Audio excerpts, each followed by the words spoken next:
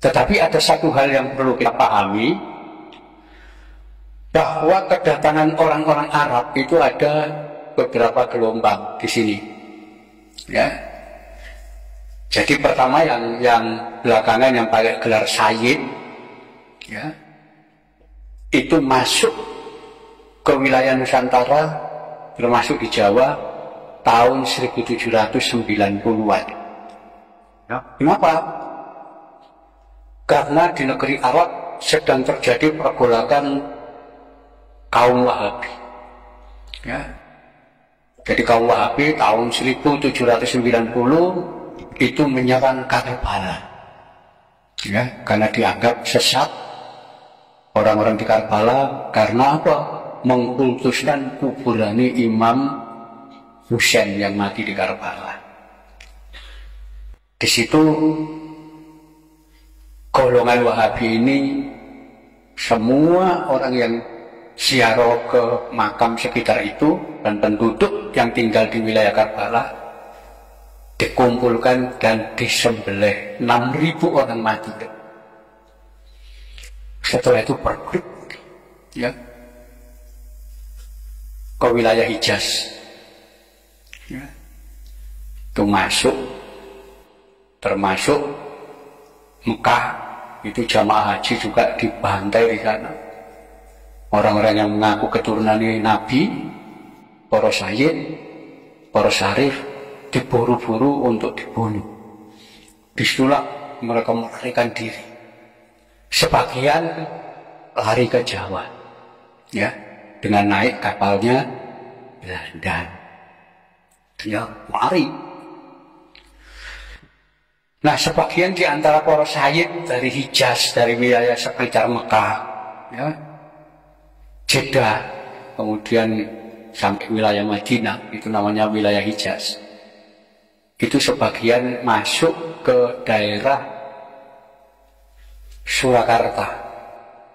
Ya, mereka itulah kemungkinan kemudian oleh Sultan Hamengkubuwono II ditampung, ditolong, ya, dikasih tanah untuk tinggal di situ dan kawin dengan perempuan pribumi.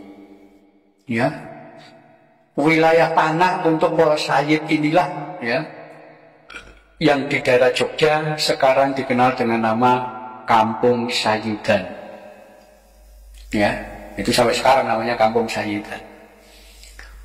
Para sayyid inilah yang nanti ikut kan mendukung pemberontakan Sultan Hamengkubuwono II.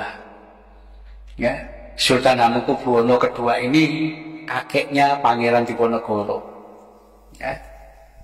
Beliau kalah, tangkap, dibuang ke Penang, ya, dan kemudian pengikut-pengikutnya melarikan diri, termasuk sebagian para sayyid melarikan diri. Ya. Itulah tahun 1810, ya, ya mungkin saja Sayyid Husain ini dari kelompok itu yang awal-awal itu. Nanti ketika Pangeran Diponegoro mengangkat senjata tahun 1825, ya, itu hampir semua para sayyid yang tinggal di Kampung Sayyidan ikut ngangkat senjata. Ya, itu sebabnya ketika Pangeran Diponegoro kalah dan ditangkap, ya, tahun 1830, para sayyid ini dengan pengikut Pangeran Diponegoro tidak mau nyerah. Mereka melarikan diri semua, nyebar ke berbagai tempat. Ya. Itulah kita temukan banyak makam-makam para sayyid ini di berbagai wilayah. Ya. Itu cirinya para sayyid yang berasal dari wilayah Hijaz. Ya, Hijaz itu di daerah Mekah Madinah sana. Nanti baru tahun 1832, 2 tahun setelah Perang Diponegoro, itu didatangkan para Habib dari Yaman. Ya, itu belakangan, gak melok perang. Ya, langsung datang di sini. Ya, itulah nanti diangkat oleh Belanda jadi kapten Arab macam-macam itu orang-orang yang dari Yaman. Ya, jadi gelombang itu. Jadi karena Mbah Sayyid Husaini ini tidak ada nama Yamannya, berarti beliau orang Hijaz. Ya, karena kalau beliau dari Yaman pasti ada nama marga. Nggak tahu itu Alif, Al-Idrus, As-Saggaf, ya, Al-Jufri atau siapa, itu nama wong Yaman.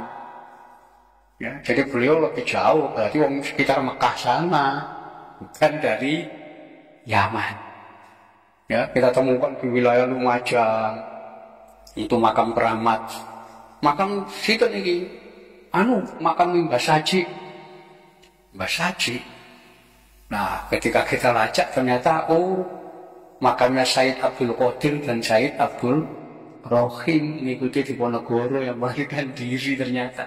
Nama itu ada semua catatan itu. Jadi saya kira itu